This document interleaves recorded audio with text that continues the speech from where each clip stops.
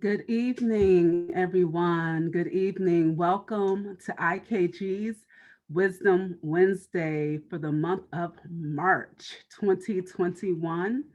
I am your host and the coordinator of IKG's Wisdom Wednesday, Sister Ajwa. And we are so happy that you are able to join us this evening. Just a few points as we begin our presentation.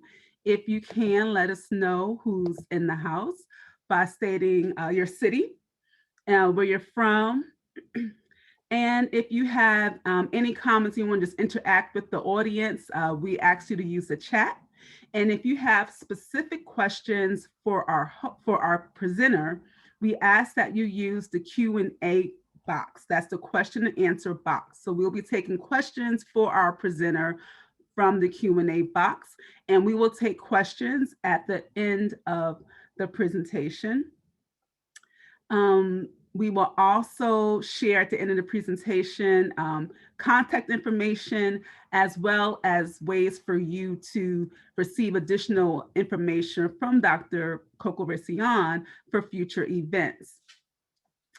So, as you all are coming into the building, we're going to go ahead and get started with tonight's program. And I want to start off by saying that IKG is so thankful for Dr. Rasayon for coming back.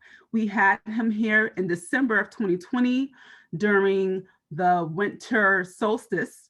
And amazingly, it's now the spring equinox. Well, you all asked for a part two. You asked for him to come back, and he so graciously obliged us.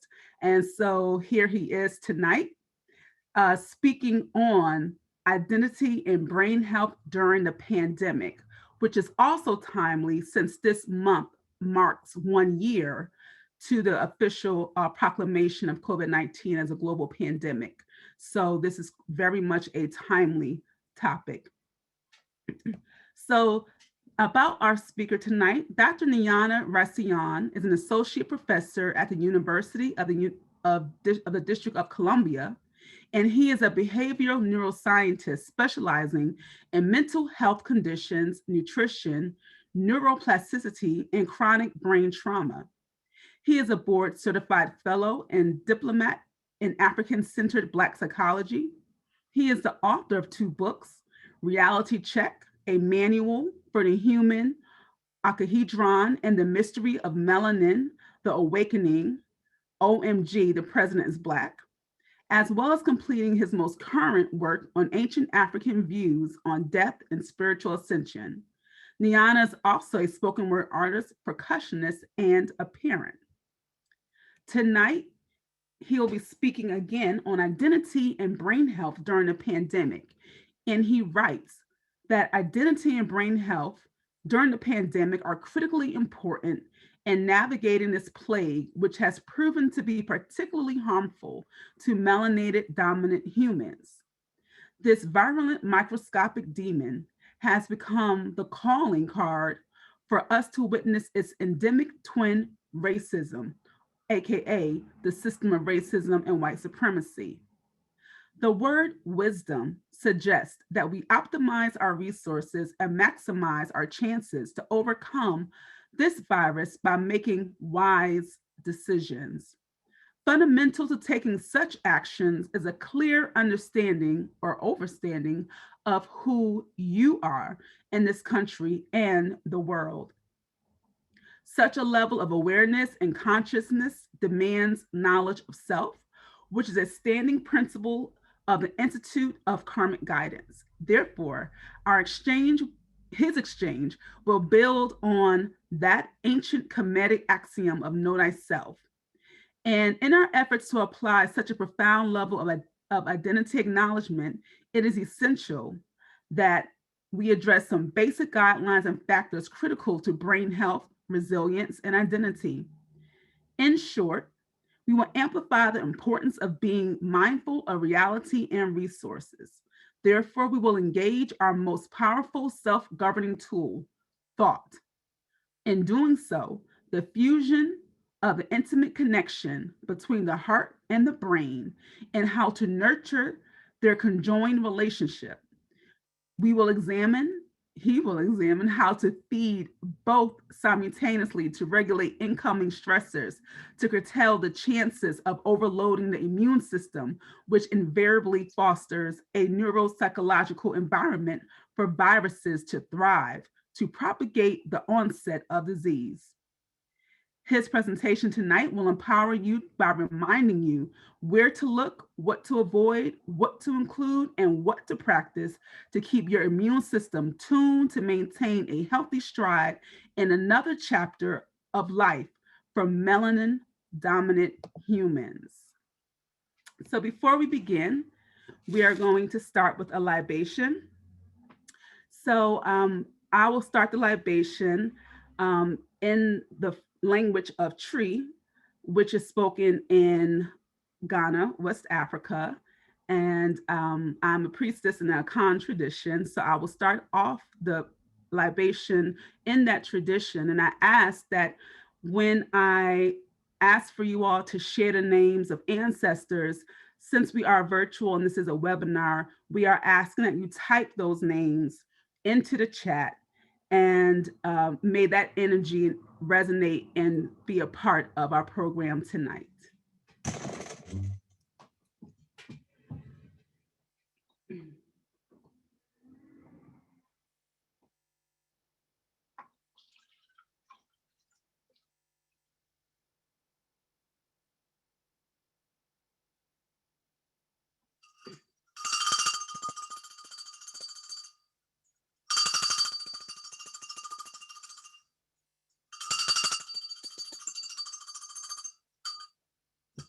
Oh, I go. Twitter pani amian sa, sasian sa, hunahan sa, ta koran sa, pankanfian sa, ta kosian sa, ta quadron sa, autonoban sa, for call one of you, I'll call you all. Nan enormous amount sa, all abusun and sa, nachaboon sa, orishan sa. We are here tonight for another Wisdom Wednesday. We are so thankful that you have brought us together to receive the wisdom, the knowledge, and information that will be shared by Dr.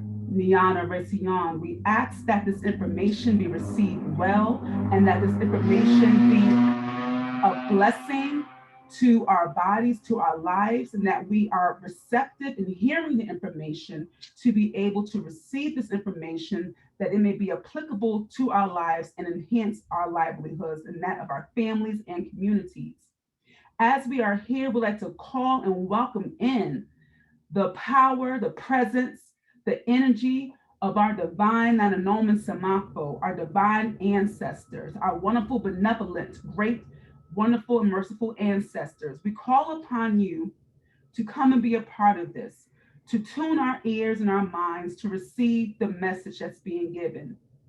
At this time, we call upon our collective ancestors whose names we do not know.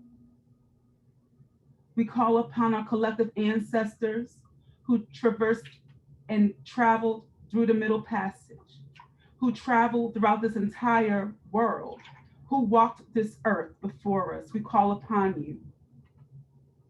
We call upon names that are known amongst many of us, names such as Alhaji Miguel Shabazz, Harriet Tubman, Ida B. Wells, Dr. Francis Cress Welsing, Dr. Patricia Newton, Ivan Van Sertima, Dr. John Henry Clark, Marcus Garvey, Elijah Muhammad,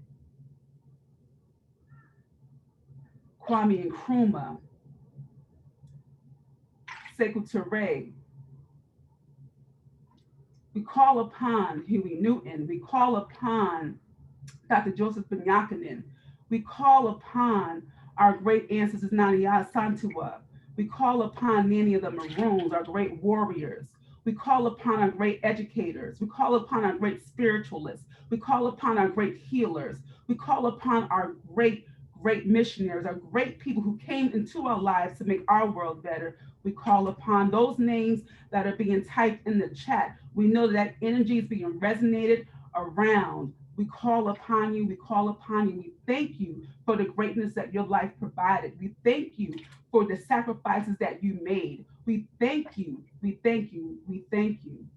We now call upon our personal family ancestors. those people who are the reason that we are in our physical existence.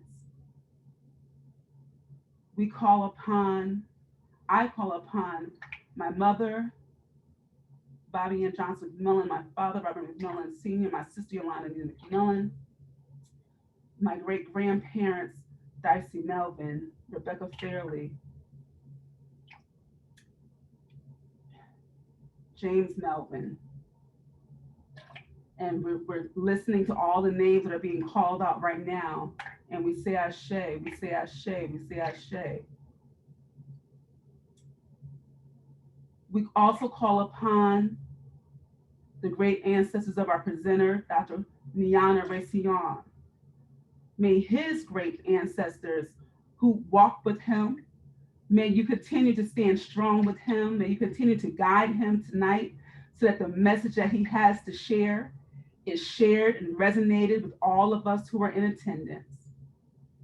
We call upon those names that we should have called upon but did not come to us immediately. So we thank you. We thank you for your existence. We thank God Almighty, Odumakama. We thank you for the energy and our ability to be here tonight. May we all be blessed with this presentation. This has said, I'm teaching the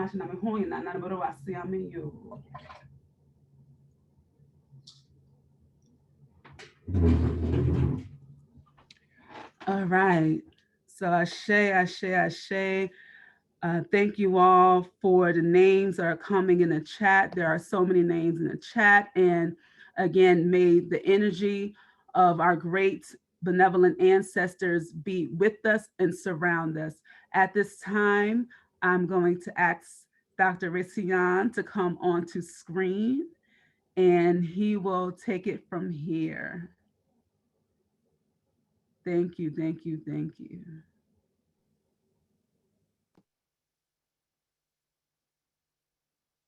Hotep, my pleasure to be here. I'm absolutely honored. Is my audio coming in okay? Yes. Okay, anytime it glitches or it begins to freeze, perhaps you can immediately let me know, because I think the bandwidth gets compromised when a lot of people have their video on. Yes. And I just wanted to be clear about that from the very beginning. Absolutely. The first thing I want to do is to ask anyone in the audience, and I'll just round it off, anyone in the audience over 55 years of age, I'm asking you for permission to continue. And I'm hoping that you'll give me permission to continue.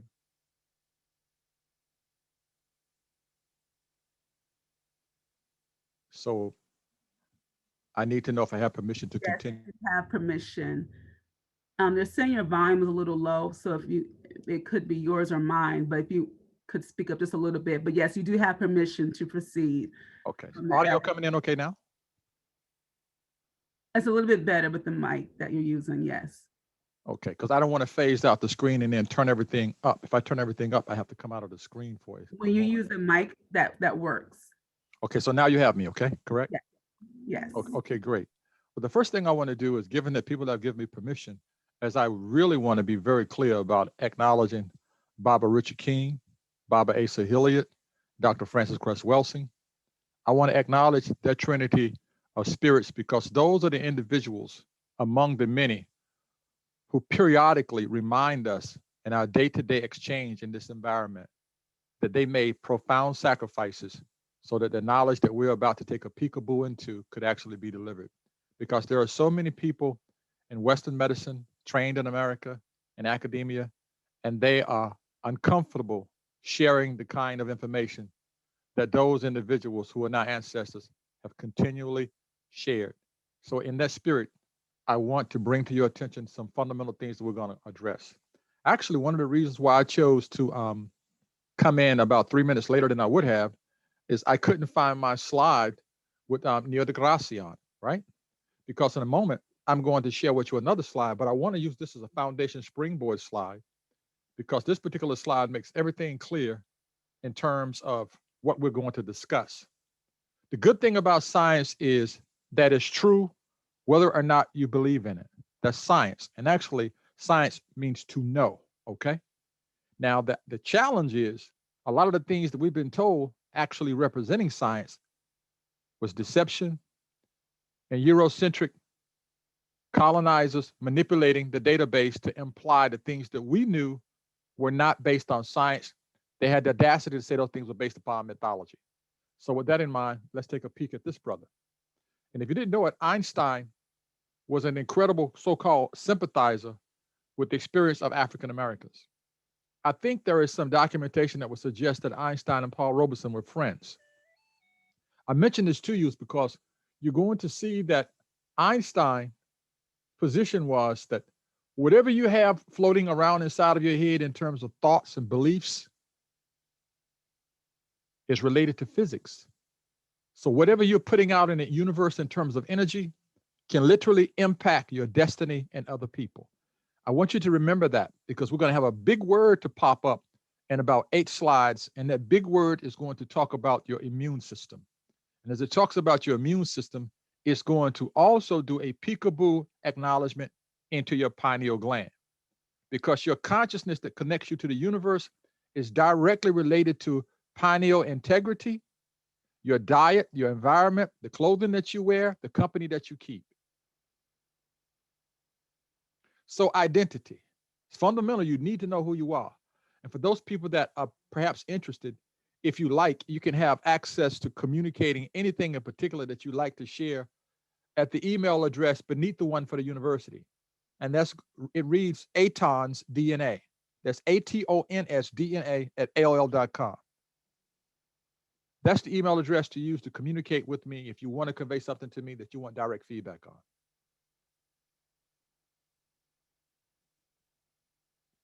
I also want to point out, again, using science, once we get these things anchored, you'll be clear. Dr. Masaru Emoto did research that made it very clear that whatever kind of thought, whatever kind of vibration you put in the air can actually impact water to the degree that it can impact how it crystallizes itself. You may not have noticed it, but snowflakes have different shapes depending upon the environment they're in, what's happening in the atmosphere. And they also have different shapes depending upon the kind of energy in the environment. And you may not know it, people have different expressions that they convey to people based upon the kind of energy that they pick up from other people. So I just wanted to use fundamental basic science that's well known, well accepted as we talk specifically about energy and how energy is going to relate to this big word that we're going to talk about in a few moments called psychoneuroimmunology. So just take a peekaboo at the top. You can see a polluted water from a prayer. And you can see after the prayer, prior to the prayers to the left at the top, and then after the prayer, you can see the water matrix changes, okay? And then to the right, you can see distilled water, love and appreciation, and from same source, Beethoven's Pastoral. So the point is, you can literally change the structure of things based upon the kinds of thoughts that you reverberate and repeat throughout the universe. And again, momentarily, it's going to be very clear to you why this is such a big deal. My colleague generated the graph that you see on the left, Conduct and Maestro, where you see the heart and the brain entwined together. Her name is Dr. Kimberly Bell. She's down at she's at my alma mater, North Carolina A&T in Greensboro. My colleague, she's a brilliant young lady, very, very methodical. And I'm just, you always give props and credits where credit is due, okay? Also noted at the very top in green, this is this is not Neglected Story Month. February was Neglected Story Month. We're now in March. And the reason why I use this as a springboard is to point out to you that our stories are always neglected. And because they're always neglected, they had the audacity to give us a peekaboo into our history in the shortest month of the year. And now we're in March and we're about to move into spring. So remember, before we move on, insert your brain. Take a moment, a thought, pause, insert your brain. Why am I asking you to take a moment to pause and insert your brain? Because guess what happens when you're home and you're sequestered? There are any number of things dancing around in your environment that could distract you. And as those things distract you, you will lose your ability to focus. That's one of the reasons why so many people that consider themselves fairly well anchored periodically meditate, or they meditate with some regularity to maintain a sense of balance. All right? The challenge and one of the main problems that we have as melanin-dominant humans and people in general throughout the world is religion, not spirituality. Let's be very clear. Religion. A couple of slides coming forth, I'm going to operationalize for you, meaning define for you clearly what we mean when we talk about religion and how religion can undermine your ability to think. So before, after, and way after. It's self-explanatory. And then you see hereafter confusion. And you see all those little golden sheep just there above the people to the right at the bottom. And to the left at the bottom, you see a clear graphic or representation of Hollywood zombies. And to the right, you see a clear graphic of people that are into what we call group mindset or group non-thinking. It's just a group that's there, and they are riding on the wave of the resonance of whatever is in the group in general, which means they're not thinking. I also want to be clear, the reason why I included this slide is because I want to point out to you that the Kemetic people recognize the underworld as above and below. Europeans have this orientation. They will tell you that you look at the bottom, you will see these representations from the Pantheon and the Greco-Roman culture, Zeus and colleagues and company.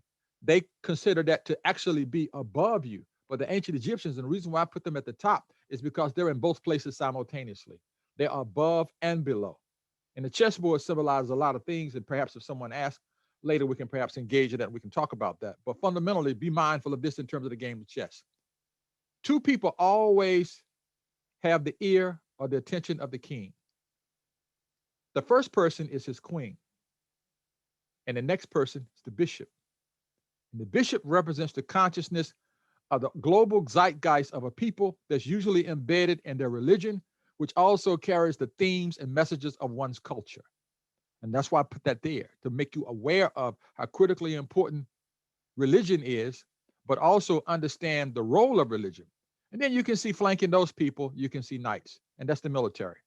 And they can jump over all the other people. In other words, they can make decisions without consulting anyone if they so see fit. Why is this here? Because this graphic symbolizes one of the most deleterious manifestations of representations of the Great Spirit on the planet to melanin dominant people all over the world. Michelangelo's relative, the one that people refer to as Puba or the Christ, I mention this to you because it's just weeks from now, you're going to have Easter. And when you have Easter, you're going to be talking about equinox. And when you have Easter, you're going to be talking about the resurrection. And when you have Easter, you're going to see bunny rabbits and different color eggs. But what you may not realize is those bunny rabbits and those different color eggs represent new life. They represent a new beginning. And the actual beginning of the year is during the spring, not during winter. That had to do with what I share with you guys around the solstice. When Julius and Augustus added their name to the calendar and threw everything out of sync.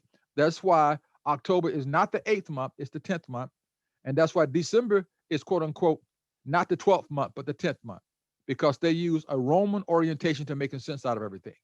And that's critically important because this imagery, you can visit probably greater than 40% of all homes of African-American people in the South, greater than 40% will still have some representation of the incarnation that we refer to as the Christ, either somewhere in their home, on their wall, in their wallet, including my Latino brothers and sisters, somewhere in their car, they have that personification, that representation of the Great Spirit that Europeans chose to use this representation of to represent Christ, which has to do with consciousness, as a matter of fact. So again, I'm giving you foundation. I'm planting seeds because when we start talking about the brain, you really need to understand that what I've been discussing with you is already the foundation of how the brain is programmed. In particular, you will notice on this slide, Zamani and Sasa. These terms literally relate to things that oftentimes Westerners are clueless in terms of their ability to address. For example, Zamani. I'm going to stop showing my video so I can zoom in on some things. Zamani, the collective unconscious, the past that we do not remember. Zamani. Sasa, who we are now in the present moment. And remember, we're going to talk about identity. So if we're going to talk about identity, it's critical for you to understand who you are. And in understanding who you are, it's absolutely essential that you understand the role and the relationship of religion. Religion, taken from relegare, religio, which meant bind, tie, or be obligated to. What does this have to do with the mind? You'll also notice that you will see this shackles or these chains around the brain, and you will see religion anchoring the brain. Left brain, analytic thought, logic, language, science, and math, even though there is some overlap, particularly among people that are ambidextrous, people that is what we refer to as being even-handed.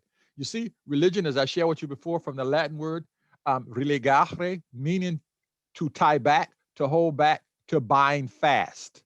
Be mindful of that. Binding.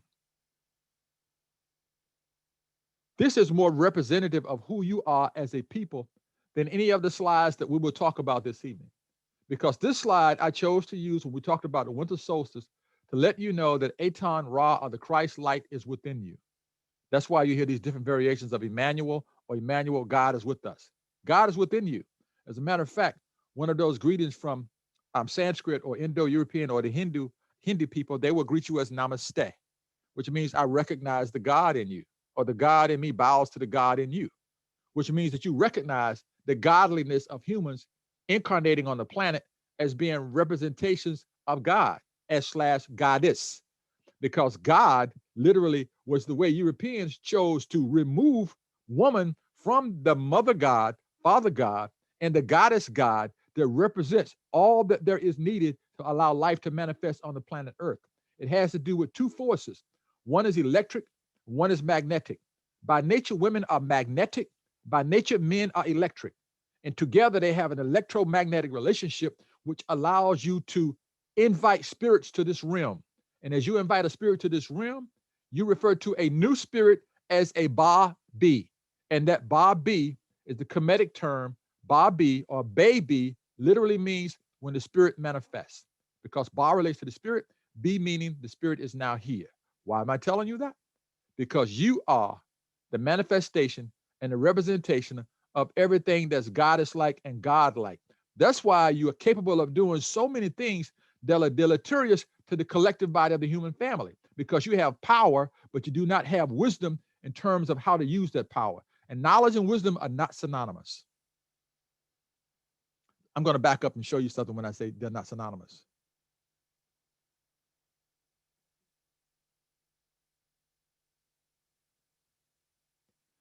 Degrassi. All right.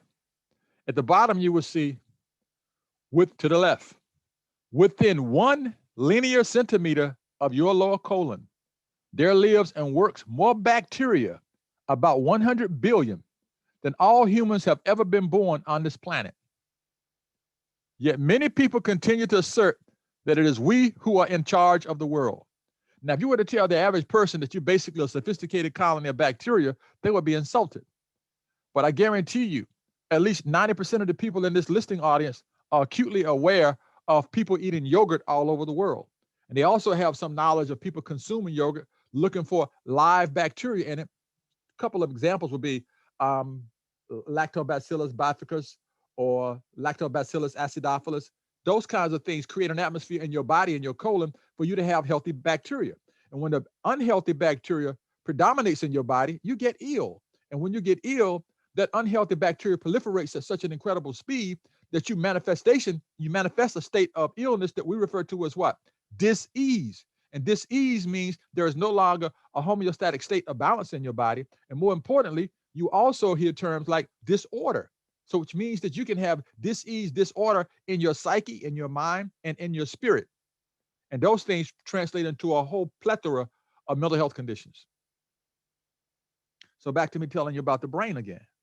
The human brain is an amazing organ. It keeps working 24 hours a day, 7 days a week, 52 weeks a year, from before you leave the womb right up until you find religion. And when you find religion, your brain has a tendency to work less.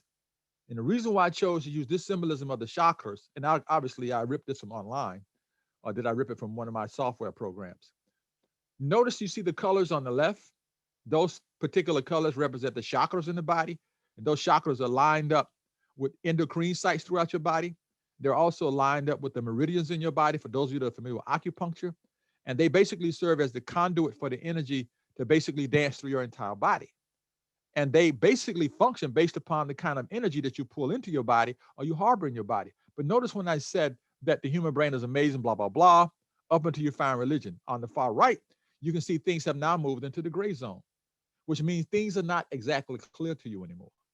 On the left, you can see those distinct colors, and those distinct colors relate to consciousness. Earth, Wind, and Fire dropped a song probably 35 to 45 years ago called Serpentine Fire, and they talked about the Kundalini.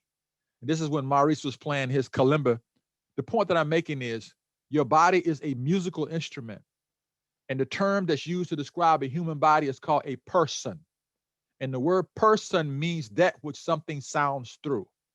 And that which something sounds through is you.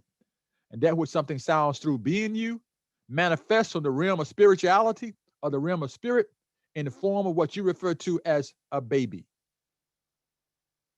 So I'm gonna dance through these things now. I just want you to take a note in your psyche, in your head, in your spirit, and notice that when you're looking through, not the kind of telescopes that you guys have, all right? But when you're looking through one of those telescopes that astronomers have and the ones that are even outside Earth's atmosphere, you can actually see the universe. Notice how similar the universe is in terms of the light on the universe and the light inside of your brain. Just think, when you dream, you can see all kinds of things in color. And while you are dreaming, there's a lot of activity and movement going around. And if you get really into any particular type of dream, your respiration can change, your heart rate can change, and your general movement inside of whatever environment you're sleeping in will also change, which is going to take us to another level of looking at the symbolism of the brain and how the brain responds to things simply related to thought. Okay? I guarantee you, some of you in the audience have had a night terror or a very, very uncomfortable dream. And you may have awakened in a cold sweat, or you may have awakened feeling nauseated, or you may have awakened rather, fearful or feeling full of fear and afraid. Remember, all of this happened inside of your head. And I don't want anybody to write it in the chat, but I guarantee you, because I'm looking at 120 people, I'm not counting myself and my two other colleagues. You've had a dream at one point in your life, if you're over the age of 30, where you were dreaming that you had either gotten up to go urinate, but you actually realized later that you were dreaming that you had gotten up to go and urinate. And then you had to catch yourself and go and urinate because your body had you believing that you were awake. And because that's a routine thing that humans do, your body was about to habitually engage in that. But when you awaken, you caught yourself. That's how powerful the human brain is. So where's the identity piece? You're playing games with yourself if you try to pretend that melanin does not make a difference. Melanin makes a difference.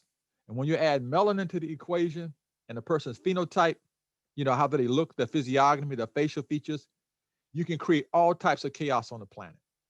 So melanin, the controversy of science in you. My colleague, Dr. Timothy Moore, down in Atlanta, Tim does a lot of stuff on melanin. I remember we were at Howard, we sort of danced around talking about melanin together. And I'm sure he won't mind because when he first came to Howard, to a degree, Jegnaship was established between the two of us. And because I'm older than Tim, I used to tease Tim about his lab with the rats, right? Because my focus was on humans. But what you may not know in neuroscience, if it's not literally wedded to computers today, people will give you grant money to study rats all the time. But you will find yourself challenged to get money to study healthy brown and black people. Because the truth of the matter is, Western science doesn't really want healthy brown and black people unless they are doing what? Entertaining my vanilla brothers and sisters. And some of you familiar with the term vanilla, doesn't have anything to do with a very, very mainstream general orientation to your sexuality, because that's the new language that they're using now from New York and the West Coast. When I say vanilla, I'm talking about phenotype. I'm talking about melanin in your skin. So human beings come in a spectrum of different colors: light, dark, plain, freckly skin, blah, blah, blah, blonde, brunette, black, the whole 9 yards. The Europeans had the audacity to create this political construct that they call race. You all are human. That's what you are. You are human. Remember that. You are human. And human represents a shade or manifestation of consciousness. In the human body, there are 3 classes of melanin. The melanin that differentiates the child on your left, even though she has those ice blue eyes, hue-melanin. The melanin on the right for this albino are pheomelanins. The melanin that's inside of your brain that allows you to live and to breathe and to smell, to taste and touch and ambulate, walk around and do things. I think my cursor is going to show you. If you look, can you see my cursor moving? I need someone to let me know if they can see it moving. Yes. Okay, this is substantia nigra. That's Latin. This is black substance. Substantia nigra, black substance. Locus ceruleus. All right, that comes from Sanskrit. That means the dark blue substance, which is also a black substance. And your retina, your inner ear, inside your nose, and your hair and your skin, all those things have pigments. And those pigments relate to your body's ability to encode and pull in information. So who are you? This is actually taken from one of my books, not the panel on the far left, but what you see in the middle about balancing the pyramids, the octahedron that you just heard at the opening, the octahedron. But notice beneath the word identity is a fingerprint, which also captures symbolically the facial or the physiognomy of a human. And the reason why I chose this particular slide and arrangement was to let you know that your face has now become your new fingerprint. We have optics that we use to identify you based upon how your eyes are set in your head, your nose, the contour of your mouth, your lips. This is how we identify you. That's considered biometrics. Fingerprints are outdated, but your identity is literally wedded to your melanin content. And when humans come on the planet, they come in three manifestations of humans. You're either an infant, a child, or an adult. In ancient African civilizations and ancient Asian civilizations, they did not find themselves navigating human development around these Eurocentric constructs that were temporal based upon what they call adolescence. You're either an infant, a child, or an adult. There is no in between. Even the Jewish brothers and sisters, they know that when you are socializing a child from no longer being a child with the bar mitzvah for the boys, all right, to elevate them into becoming an adult, they go through a ritual, and usually Jews, they give them money because they know the world that you live in, you need money. So your identity is tied to your gender identity. And gender identity today has become not so much as being complex, but it's more diversified because your gender identity 30 years ago was juxtaposed upon your physical attributes, i.e. your genitalia. But now we know your gender identity can be directly related to what's going on inside of your brain. And what's going on inside of your brain can actually create a relationship with your heart to allow your brain and your heart to identify other than what your biology says you are. In the general language that we use when we talk about humans being heterosexual, homosexual, is based upon a dichotomy or a cisgender orientation. You know, it's either or. But that's not how humans are. Cultural endorsement, your position and your title. And if you live in this country, your social security number and your credit score and your zip code becomes critical to your gender, not your gender, but your identity, period. What's your social security number? What's your credit score? What zip code do you live in? Your social security number will give people information to your credit score. Your social security number can also give people information about your background.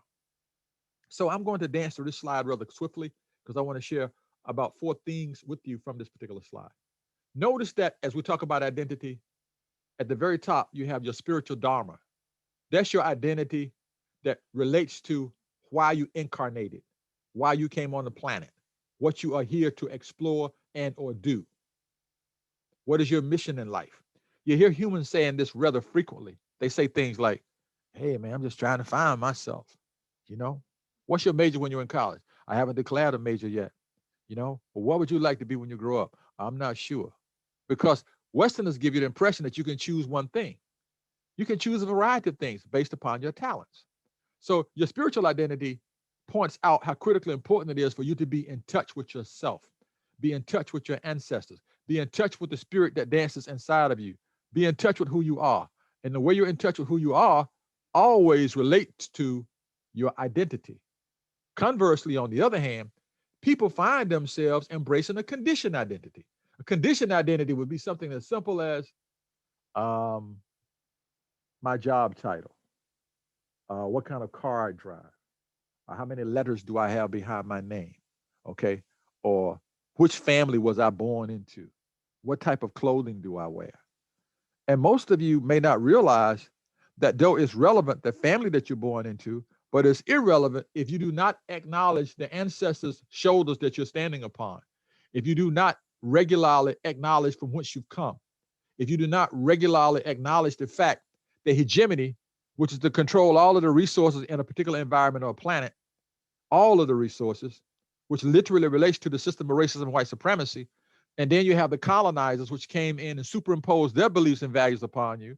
And then they manifest those beliefs and values upon you by redefining who you are. As I mentioned earlier, the Sasa and the Zamani. It's like, who are you? What is your purpose in life? So this octahedron, I'm going to share with you 4 critical pieces that relate to who you are. First of all, you have to be in touch with reality. What is your reality? What kind of resources are available to you to navigate reality? What kind of relationships do you have? And do you respect yourself? Now, you certainly will be in touch with reality and resources in relationship if you have no respect for yourself, because not having respect for yourself means several things. One in particular, you're clueless as to who you are. I still find myself challenged when I hear women of color drop lyrics or rhymes in songs and they refer to each other with the B word. Maybe it's because I'm old, but they'll say like, yo, B, where have you been? What's up, B? Damn, B, you looking good, B. I'm like, why would you call somebody that? At another time, I'll tell you about the symbolism of the B basically being the W attached to the staff of the pole, basically being a W attached to the staff of the pole, going from left to right, attached to the word that ordinarily would have had you referred to as a witch. And as you flip that W and put it on a staff, that witch becomes a bitch. So everything that they do, when I say they, I'm talking about the people that give you the impression that they are educating you. So that's just a peekaboo into this particular slide. In the middle of it, you will see the Tao, or the yin and the yang, which has to do with homeostasis and your balance in your body. And in the very center of that, you literally will see a classic version of the octahedron.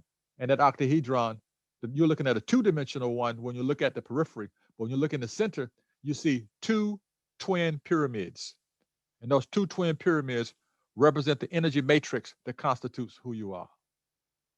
So this is who you are. But you didn't know that. If you know anything about basic physics, you know anything at all about archaeology, you know that when you subject certain stones to pressure, like I have a special piece of carbon I wear around my neck called shungite.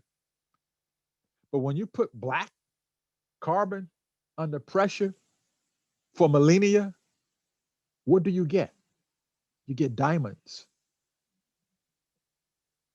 And contrary to popular belief, diamonds, emeralds, and rubies, they all have special spiritual powers. So who are you? You're the diamond people. That's one of the reasons why people sold you, used you, exploited you, and wants to continue to keep you ignorant. Because if you knew you were a diamond, you'd be very clear that you don't need to conduct yourself like shards of glass from a pop bottle in the street. You would realize that you're a diamond. You would also understand that when you use words, you can cut people, you can hurt people. I usually use this slide when I'm talking to younger people, but you can see religion to the left, locking the brain. But now you see the thesis, know thyself. Who are you? The Socratic axiom, know thyself. Who are you? How many of you have seen Brothers on the Block in any major city? You can back up 2 decades and come up to 2021. Or you can go from the 80s up to now, and you will find African-American men on the block, not talking about the sneakers that they have from some superstar playing basketball, but talking about how much money they pay for their sneakers, all right? And as they talk about their sneakers, they're just kind of hanging around on the block, occasionally drinking or smoking a joint, all right? In my day, they would be on the block singing up in Motown, okay? Doing old school bebop, singing on the block. But the point that I want to make is this. If you don't know who you are, you can be on the block, and a policeman could come up and treat you just like you're a pigeon because you do not know you are an eagle. And you think you are a damn pigeon. And pigeons usually hang around waiting to be fed. Eagles seek out what they want. And panthers, you just saw the movie Black Panther. This is one of the most intelligent big cats on the planet. And jaguars, all right, and panthers are basically kin, except the jaguar is the one that you find down like in South America, and it has spots.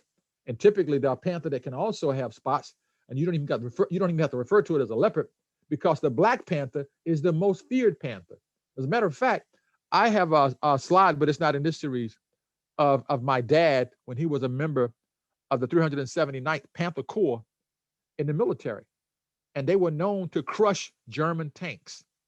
And their symbol was a German tank in the mouth of a panther being crushed. Okay? That's fact. That's not opinion. So know thyself. I don't need to repeat this to you, but there was a time when this book, Even the Rat Was White, had this cover. And now to the far right, it has that cover, Even the Rat Was White, which does not let you know that Brother Robert Guthrie was talking about everything in the social sciences, everything in psychology relates to Carter G. Woodson's book here in the center, The Miseducation of the Negro, and George James' book to the far right, Stolen Legacy. So they stole, when somebody steals your legacy, not only have they stolen your story, they've stolen to a great degree your sense of purpose and destiny. The Sankofa bird with the egg in its mouth, the egg looking back, but being acutely aware of the egg so that we have a sense of where it's going, but aware from whence it has come. Hence Carter G. Woodson, the miseducation of the Negro. So here's that big word. We won't spend a lot of time discussing it because I'm going to show it to you again in a more visually engaging form. But I do want you to know that this word called psychoneuroimmunology has to do with the ability of your T cells, lymphocytes in your body to identify anything that does not belong. And this little green thing that you see here called a macrophage, it basically means it eats up stuff that doesn't belong there. It's like those old little Pac-Man videos. It gobbles up things that don't belong there, and those things will be expelled from your body. If it gobbles up things that don't belong there and it becomes overloaded, you may wind up with a tumor, or you may wind up with some type of inflammation that's really pronounced. And when that inflammation becomes pronounced, it crowds organs in your body and it can do damage throughout your body. And over to your left, you see these white blood cells. These things, without me talking about them in any detail, they are specific ones that are designed to fight off, engage a variety of pathogens. And once they've done their duty, they kind of chill out in plasma cells where the antibodies are produced. That's one of the reasons why early on, when the pandemic was on the horizon, people were talking about they wanted to get convalescent plasma, plasma from someone that had literally already been exposed to the virus and had a certain viral load in their body. And as a result of that viral load in their body, they conquered the virus. Then people were getting their plasma cells to make available that plasma to other people to serve as a deterrent or something to minimize the virus spreading throughout your body. Now, those little green things that you see throughout the little image on your left, they relate to your lymph nodes. And when your body becomes overwhelmed with bacteria or viruses or pathogens, they can become inflamed. And believe it or not, that's one of the primary things that happens to people when they get the SARS virus, all right? There's a variety of different types of levels of inflammation in the body, which does damage to the body. And I may talk about that in detail a little later. And I also want to be acutely aware of the time. So check this out. This slide is one of my favorite slides. I did not create this graphic. I modified this graphic substantially. I modified it substantially because it represents the reality of the world that we live in. To the left, you see the brain stem in red, okay? In the center, you see the limbic system in the brain, all right? And to the far right, you see the prefrontal cortex and the frontal lobes. Now, I want you to note that I put MDH here, I put MMH here, and PMRH there, okay? And that PMRH stands for paranoid melanin recessive humans. That P stands for paranoid melanin recessive humans. That's why I place the collective body, not all Caucasian men, the collective body. Here I place brown and yellow people. For example, you see at the bottom, the brain state represents mid-level functionality and asks the question, am I loved? For example, Asians may come here, people may come here from the Middle East, and their name could be Agbule Muhammad Rasulullah. But they may say, don't call me Abdullah Muhammad Rasulullah. They may say, why don't you just call me Sean, or just call me Dul. Same thing for Asian brothers. That his name could be like my favorite friend, Lee Wan Fong, not my friend, Bruce Lee. And it's like, okay, so his name is Bruce. You pick up a name that you would not be teased about because you want to fit in. You don't want to stand out. To the left, where you see the red here, the brainstem, this controls your heart rate, your breathing. This controls your life force. It's intimately connected to your bottom chakra. Intimately connected to your bottom chakra, which allows you to live and be in touch with things that you need to live. That's why you see highlighted here in this little rectangle, am I safe? Melanin dominant humans, particularly younger than age 22 up to 22, males. They always want to know when they're safe, particularly when their parents allow them or their companions allow them to navigate the world outside of the sanctuary of their homes or their flats. People want to know, hey, am I safe? All Black men go through that. Brown men too, am I safe? Europeans, on the other hand, are operating out of, what can I learn from this? Now, I think this was a vanilla bearded brother. I don't know for a fact because I haven't come to literature outside of Atlanta. Apparently took 8 lives and wounded more people than that. And I'm not going to speculate on what's going on inside the person's head, but I guarantee you what they will say is he was radicalized or he just went rogue. They are going to tell you that he is basically a demented, crazy, a vanilla kid. I think he's about 21 or 22. They are going to tell you that. They're going to start talking to all this intellectual language about what could have possibly happened to him to make him the way he manifests himself. So at the top, you see global racism equals the system of white supremacy. And you're fooling yourself if you don't think your identity is intimately tied to a world that's racist.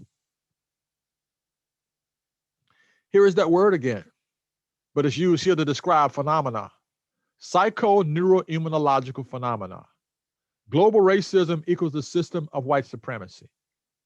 Don't worry, I'm going to tell you some things you can do to kind of navigate this process. But you have to be clear about it because there are a lot of people, when I say a lot of people, there are a lot of Black people, they say this on a regular basis. So, yo, brother, how you doing today? Man, I'm just taking one day at a time. Sister, what's on your mind? What's happening with you today? How's your spirit? It's in God's hands. What are you going to do with your hands? Well, you know, it's the will of the Lord. You know, if the Lord wills, you know what'll happen. We just talked about you being the goddess God. You having the power to control and identify your own destiny. The Gracia just pointed out for you guys. Today we refer to it as the biome. Like, what is the level of balance in your body related to the colonies of bacteria that live in your body? I guarantee you someone in this audience, because I'm looking at over 120 people, I'm not counting the people that are part of the platform delivery. I guarantee you at least 70% of you all have kissed someone in life, and you kissed them, and as you kissed them, it wasn't the amylase in their mouth or the saliva. It was the vibe that you got from the kiss. And then after you analyze the amylase or the moisture in their mouth, you realize that person wasn't for you. And I'm not talking about halitosis or foul or unpleasant breath. I'm talking about the actual chemistry that you exchanged when you kissed that person. You knew, like, wow, I haven't ever had a kiss like this before. But you also knew that when you kissed that person, whether or not there was room to massage that relationship. And there are probably 10% of you all that have kissed someone, and when you kissed them, you couldn't even tell your lips from that person's lips. Believe it or not, what I'm talking to you about now deals with psycho-neuroimmunology. It has to do with the resonance. It has to do with the kind of energy that's touching you. In a couple of moments, I'm going to expand on the epigenetic propensity, which means what did you tell your genes about you? Give you an example. Epigenetic propensity. What did you tell your genes? What did you tell your genetic material to do or not to do? Now, remember, this is relating to something called allostatic load. I'm going to show you a slide in a little while that has to do with your body's ability to handle stress and keep everything in balance. And to the far right on this arrow, you see your ability to adapt. But remember, I'm telling you, racism impacts all of this stuff. And I meet so many educated brown and Black people that, well, Dr. Rasayon, you said racism has something to do with everything. You're damn right it has something to do with everything. Racism is one of the reasons why the collective body of so many vanilla people are so damn ignorant. And the reason why I say ignorant is because typically when you find racism, you find sexism, you find chauvinism. It's like a trinity. They hang out together. Because racism is directly related to ignorance, conversely to a lot of people thinking racism is literally wedded to vanilla brothers and sisters' obsession with their genetic survival. If they had any damn sense, they would understand that your genes they will need in order to thrive and go past survival in order to live. But they don't know that yet.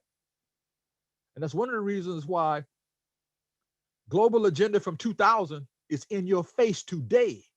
The Global 2000 report is in your face today. Okay? So back to me pointing out how these things all come and impact your brain, the stresses that they manifest in your body under this big word called psycho-neuroimmunological phenomena. I'm going to simplify this for you because I realize, we're not talking to a group of people that are neuroscientists, right? And talking to people that are not neuroscientists, I want to point out to you, most of my colleagues that are in the field, they only know what they were trained. They only know what they were trained in. They are oblivious to how to translate this stuff into the reality that you navigate every day. So look at allostasis, allostatic load. This graphic highlights for you the allostatic overload to the right. That means that person driving their vehicle is attempting to go from point A to point B, and they probably will have a few Murphy's laws or mishaps on the way. Now add to your allostatic load that you're already a melanin dominant human.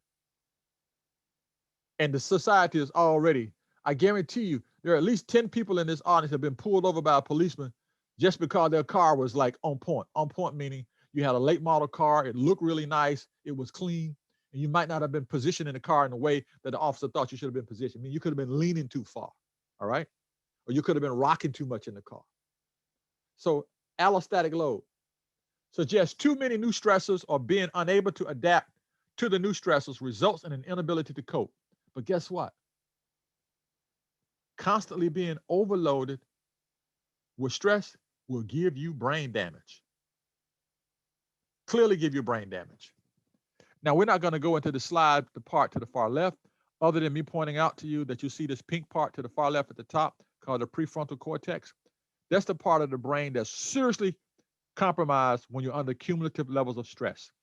And I'm only going to point out these two words in particular because these two words are going to relate to cortisol in a little while. And cortisol is a stress hormone, but cortisol is also a hormone that you need to keep you alert and motivated. So I just want you to take a note of, is my cursor moving around this thing called cytokines? Cytokines, okay? Yes. And over here, you'll see pro-inflammatory cytokines, all right? If you didn't know it, this is one of the primary themes that all scientists are discussing in virology and microbiology as they talk about the pandemic. And they're also talking about macrophages, and they're talking about your lymphatic, your lymphatic system or your white blood cells turning on your body, attacking your body, creating inflammation. Okay? Just think about the word influenza. Influenza literally means to influence. We call it the flu. Influenza means to influence. That's where that big word comes in, psycho-neuroimmunology. You can tell your body you're getting sick. Have you ever been around those people? They'll say stuff like this, I'm getting sick. I can feel it coming on. 24 to 48 hours later, they're sick. Then you're around those other people that would say, you know what? I ain't got time for no flu this year. I have too much stuff to do. I have too much work to get done. I ain't got time for no damn flu. These people don't usually get sick. They rarely get ill because they've created a mindset, as I shared with you earlier with Einstein and Degrassi, what you think you can make manifest. Same thing in relationships. I don't like this, but it happens a lot. Because when I used to engage in a lot of therapeutic relationships as a clinician, I would be talking to a couple or client or a particular subject, and the subject would say, Dr. Rasayon, I don't know why I keep getting involved in these bad relationships. You calling them. It's called resonance. And then you say, what do you mean I'm calling them? Why are you always drawn to men that are attracted to your derriere? Why are you always drawn to men and you say, you know what? He has a nice vocabulary. He has a big car. That must mean he's doing well. He could be a prick. But you are attracted to those external things as opposed to allowing your chakras to resonate with him. And today, what happens is you're handling your emotions. I could give you a whole lecture about the word emotion, which basically means to make ions move from within. You see the word emote here? Emote means to move. Inside of the word emote are ions, all right? Your ions relate to your electrolytes in your body, okay? And if your ions are out of sync, I don't give a damn how much money you have. You might faint, fall out, or be lethargic. So emotions harm your health. That is negative emotions. You can see anger, grief, worry, stress. The Chinese yellow emperor, oops, didn't want to go there, will point out to you, and in the Egyptian papyri of Ebers, okay, and the Edwin Smith surgical papyrus, I'm talking about books. And the only reason they call it Edwin Smith and the papyrus of Ebers or Ebers is because when vanilla people find things on somebody else's land, when they find it, they stick their name on it. It's just like Alzheimer's. Alzheimer's is German. You think people weren't getting a compromise in their brain development before this German dude discovered these little inflammatory particles in the brain called Lewy bodies and tau bodies? Basically, it's like little glue and little bubbles of lint inside of your brain. But when we put his name on it, the average person today, if you talk about dementia among someone in your family, an elderly person, this is what you would default to say. You know what? I think my uncle and my aunt has Alzheimer's. Because you've been conditioned to refer to it as that. But notice this person is walking this tightrope. On the right, the bottom, you see the brain. On the left, you see the heart, which means you must keep both balanced. Racism is an ongoing brain assault. Do not forget that. You don't see it. It manifests itself in your behaviors. Do not forget that. Regardless of whoever you speak to, or whatever they talk to you about, why are you trying to play the race card? Why are you saying it's all about race? Like right now, they're debating about that life form that snuffed out the life by compressing the carotid artery of George Floyd for damn near 9 minutes in front of you, whether or not he did what he actually did. They're debating about it. That happens in an atmosphere where racism thrives, and clearly it will give you brain damage. And I want you to take note of this big virus. I drew this little neon green arrow to point it out. And I deliberately found a virus with blue eyes. And notice this is the big virus. And if you don't know the meaning of the word endemic, endemic means it's almost like it's perennial. It means it's going to come back at a certain time regularly. It means it never goes away. Like a perennial plant that stays green, like that one that people propped up in their home around the winter solstice for Christmas or the Christ Mass stays green, unless you had an aluminum tree or a fake tree or a plastic tree or whatever. Endemic means it's going to constantly come back. So which virus has the deadliest signature in the history of this planet? You tell me, which virus has the deadliest signature in the history of this planet? And because we don't have a platform to actually engage, and because we're looking at 130 plus people, I submit to you that that virus is the father born to create the children that you recognize today as the pandemic. Colonialism is the father of racism. And racism is endemic. And this blue-eyed virus that you see here is much more powerful than these little spike viruses that you see that people are associating with the current pandemic, SARS or COVID-19. Don't forget that. The nastiest virus on the planet is a system of racism and white supremacy. Not only does it take the lives and marginalize the lives of brown and black people all over the world, it makes vanilla people dumb as hell. And not only does it make them dumb as hell, it makes them look for sanctuary in their ignorance. So remember this as we move into the next phase. I want to make sure that I officially stop talking so we can have about 40 minutes to actually engage. So I'm going to zoom it up a little bit. Racism equals a system of racism, white supremacy, all right? And that PC stands for it's a pre-existing condition. It's a pre-existing condition. Look at the death rate or the mortality rate per 100,000 people, okay? Now, the data set for the particular period of time doesn't really matter because I'm going to show you another slide in a little while. Look at the black people that are passing. Look at the native people that are passing. Look at the quote-unquote Latino people that are passing. Look at the Asian people that are passing. You have to ask yourself a question. Do you believe that these people are actually passing because they are direct, in-your-face, deliverable personnel, meaning they're constantly interacting with people? So they're just dying from this virus because they're out working. And then people are going to tell you about comorbidity. They don't have access to health care and things like that. And think about it before I expand on it. That's a conversation. Your families are not that important. That's why the Flintstones and the Jetsons were put before your children. And this has been our curse, as they call it. You see, resource curse. Can you imagine someone telling you have a curse because you have something that someone else wants? And notice where all the gold and the resources have gone. They've gone to Europe. They snatched them all out of Africa, and they've gone to Europe. And one resource that you don't see, where you see uranium, oil, gold, and diamonds, petroleum, and grains, in this region here, in Central Africa, is a compound there called coltan. Coltan is the compound that they use to make your cell phones do what cell phones do, make your smart cars, you can stay in your home and crank them up, or you can basically use your Bluetooth and send your music to your car. All those things are directly related to people refining coltan from Africa. Okay, that's not the only place it comes from, but the vast majority of it does come from there. So identity. You see, this is the exact same person. But notice that his identity has morphed into the person that you see on the right. And on the left, the one on your left is considered to be, quote unquote, a threat. You know, the earrings, the long hair. And to the right, this person is compliant. And they're perceived as resourceful. So they decided to neutralize all the people on the left. And they only saved the people on the right to the degree that they have become, quote unquote, assimilated, and they will basically do what the system wants them to do to undermine their people. Okay, now you can probably pull that question.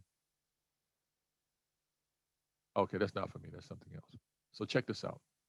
Everything I'm talking to you guys about now is called social neuroscience. Everything. And guess what? When I was working on my degrees in biology and psychology at North Carolina A&T in the late 70s, and I must admit, I love North Carolina A&T. It was the bomb. And I went to Howard University. That's where I got my last degree. And I went to Fisk University, Meharry Medical College, where I got my middle level master's degree. Fisk University and Meharry Medical College combined, and North Carolina A&T and Howard. I had an opportunity to go to a couple of Ivy League schools. That was during the time when they were recruiting Black folk that they thought were so-called intelligent. But I did not want vanilla people to ever refer to me as, quote unquote, a quota. So I deliberately chose all Black schools. I deliberately chose all Black schools. And I was very fortunate because I didn't have to pay a penny to go to college, okay? I had scholarships. And that's why when people ask me like, well, what you think you need to get paid? Look, I owe you, okay? Your ancestors made sacrifices for my parents to allow me to be in an environment and for me to have, quote unquote, training in Black institutions and not having to pay a penny. So I owe you, all right? And this is just a down payment on how much I owe you as being extensions of who I am. So social neuroscience is an interdisciplinary field that uses a range of neuroscience measures to understand how people influence our thoughts, blah, blah, blah, feelings and behavior.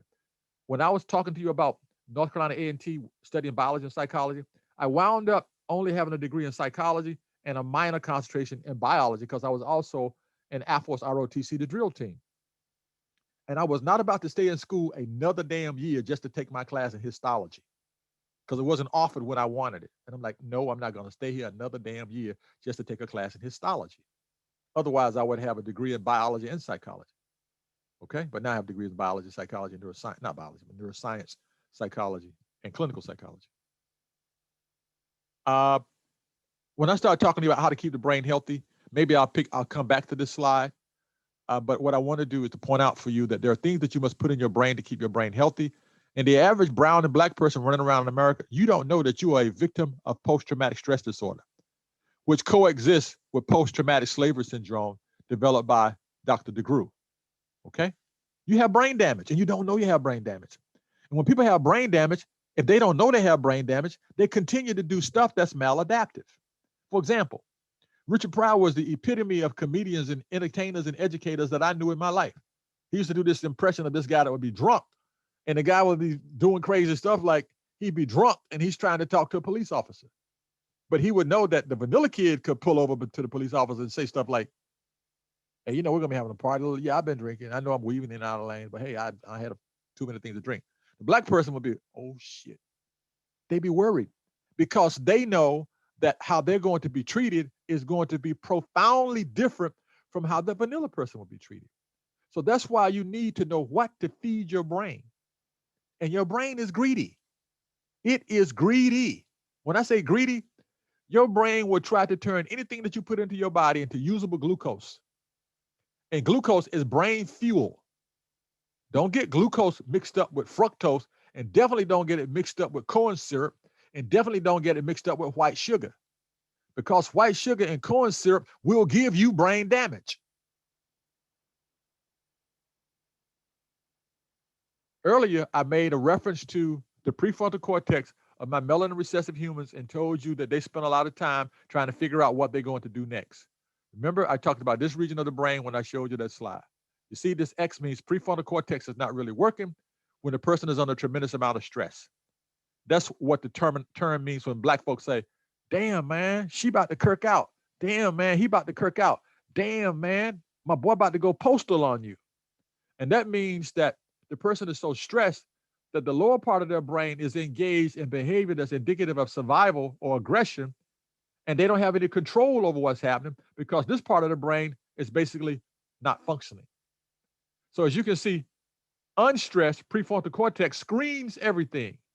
Like if someone were to pull out a 44 caliber or 9mm 44 Magnum and put it in your face in front of the ATM machine, put it in front of your face in broad daylight, if you're the average black or brown person, you might be nervous as hell on the inside, but you would realize you don't need to come out your face with some stupid crap like, it has to be a policeman somewhere nearby.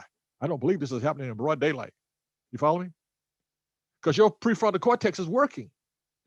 But if somebody pull up behind you and snap you, and ladies, you know better than I do, or a guy, and shrug and pull your shoulders or tap your derriere, you might turn around spontaneously and smack the crap out of them because you spontaneously did that because that was a stressor that you did not want and it did not merit a lot of thinking.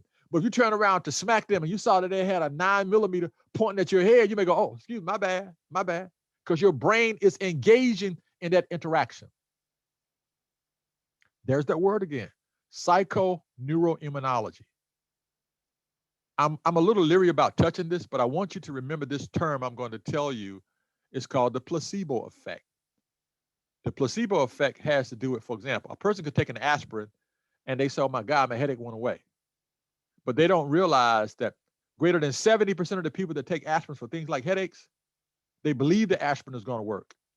The aspirin didn't do jack diddly. They could have had 2 glasses of water, would have done the exact same damn thing, unless they were having a migraine headache or a vascular headache. Vascular headache would be something going on with the arterial and venous pressure in the brain, all right? But if you believe it, how many people do you know that are your so-called friends or acquaintances, and you know better than anyone else knows that that relationship they're in is not good for them? But they're like, I think it's going to get better. I've been in it for a while, and nobody's perfect. But and I did that deliberately when I said I think it's going to get better. All I have to do is work with it. And girl, you're in a toxic, or guy, you're in a toxic, tolerable relationship. And the longer you stay in that toxic, tolerable relationship, the more brain damage you're going to have. One day, at another time, probably 6 months from now, I'll tell you why mice oftentimes freeze in their tracks when they see a cat. I said they oftentimes do that, particularly mice in the house. Rats are different. They might go to war with the cat. The damn mice in the house, you may not realize that cat has already peed in several places in your house outside a litter bin. And when that rat licks up that piss, there are parasites in that urine from that cat that paralyzes structures in that mouse's brain. And when that mouse sees the cat, the level of excitation kicks in so fast that the mouse cannot move. Fundamental basic neuroscience. The cells in your body react to everything that your mind says. Negativity brings down your immune system. Like right now, people are tripping because they've been sequestered. It's like, damn, I'm in the house. I want to get out. This damn virus is this virus is that. I already shared with you the biggest virus, the most deleterious virus on the planet, have to be my vanilla brothers. Let me see how much stuff I'm going to be able to cover. I really need about 10 to 12 minutes. And I don't really want to rush and leave things out, but I do want to point this out. You see, 2 brain changes during stress. Let me share with you. Notice how much time I've been spending talking to you guys about the frontal lobes. That's this part here. In neuroscience, we refer to this as the part of the brain that governs executive functioning, which means how do you handle your emotions? How do you know what to pay attention to? How do you know what kind of behavior to display? And there's an intimate relationship between this part of your brain and this tract that leads down here to hippocampus. The hippocampus is basically, it's sort of like the hard drive for your computer where you have a lot of things stored, but you don't pull them up into memory unless the frontal lobes say you need them. If the frontal lobes say you need them, you pull them up in memory. But if your frontal lobe is not functioning, you're not going to pull them up in memory because you have a roadblock right here. And that roadblock precludes access to the part of your brain that will allow you to make healthy decisions. Check out this prefrontal cortex. All right. Single positron emission computerized tomography. That's what that SPEC stands for. Single positron emission computerized tomography. This is like an extremely sophisticated MRI, a magnetic resonance imaging, superimposed upon what you guys would call a CAT scan, which is computerized axial tomography, when they're like looking for tumors in your brain. Notice the prefrontal cortex over here. That means things are pretty much okay. Look over here, stress. This person has brain damage, serious brain damage. The functional holes seen in the prefrontal cortex, upper right, represent areas of severe brain dysfunction. You have brain damage. I'm going to zoom through these because I want to stop. Maybe I'll pull back some of them. We can talk about them. But I also want you to know that when you have brain damage, your kidneys, nothing functions properly. I told you about this word called cortisol. It travels through the blood and tells other body parts how to react to stress. There's so many black people taking diuretics and hypertension medication and things like that they screwed up the relationship between the hypothalamus and the pituitary gland and how it talks to the kidneys. You know, they give you things to make you pee, stop you from peeing. You follow me? They give you things to regulate the turnover of sugar in your body, insulin, to make your insulin available. They give you things to regulate fluid retention. And you may not know it, but a lot of these compounds that they give you, they slowly damage your entire body. And collectively, over a period of time, look at the brain damage in the person that's under a toxic stress environment. You see this little thing over here to the right? Oops. This represents a neuronal cluster. Neurons are like nerves inside the brain. Look how much you have here in a normal one that's subjected to marginal or a manageable stress. Look how much you have here to the person that's under constant stress. You're getting brain damage. This illustrates it even more. The hippocampus, that's the part that deals with memory, learning, highly sensitive and malleable. You see the term here again, cortisol decreases and retracts the dendritic growth. So when you're under stress, your brain kind of shrivels up. It shrivels up. And as it's shriveling up, I definitely need to tell you about water. So remember this. Let me highlight it for you. Where's my cursor?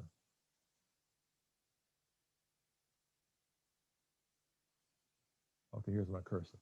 Remember this in red, pineal intact. These people over here are melanin recessive humans. Look at this, pineal intact, greater than 80 to 98% of the time among these people here. The pineal gland is intact. You can screw it up by eating junk food and drinking tap water, okay? You can screw it up by eating junk food and drinking tap water. And I just like to repeat, humans are, I'm not going to read it to you because I have added words to it.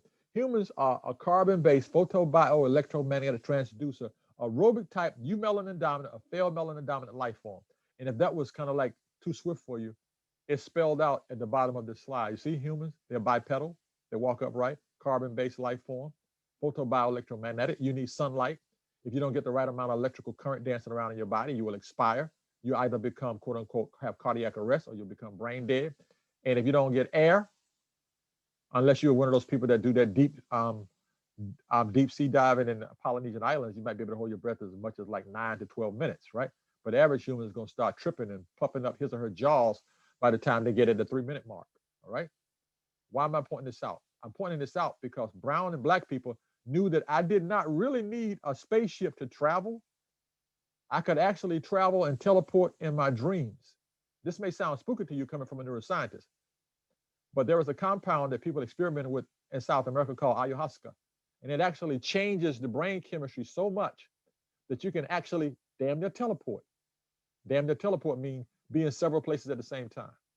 These two people I definitely need to thank because Baba Richard King, I call him the Grand Master, and you guys all know in the area, you know Dr. Francis Cress Wilson, both of whom were psychiatrists.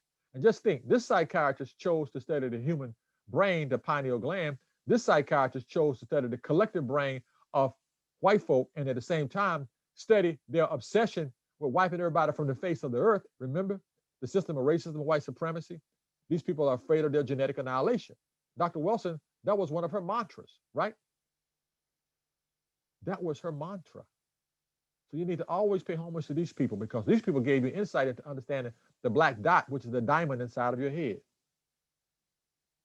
I'm going to try to wrap up because I don't really have in my head how much time I have left, but I do want to, it's several slides I definitely need to cover.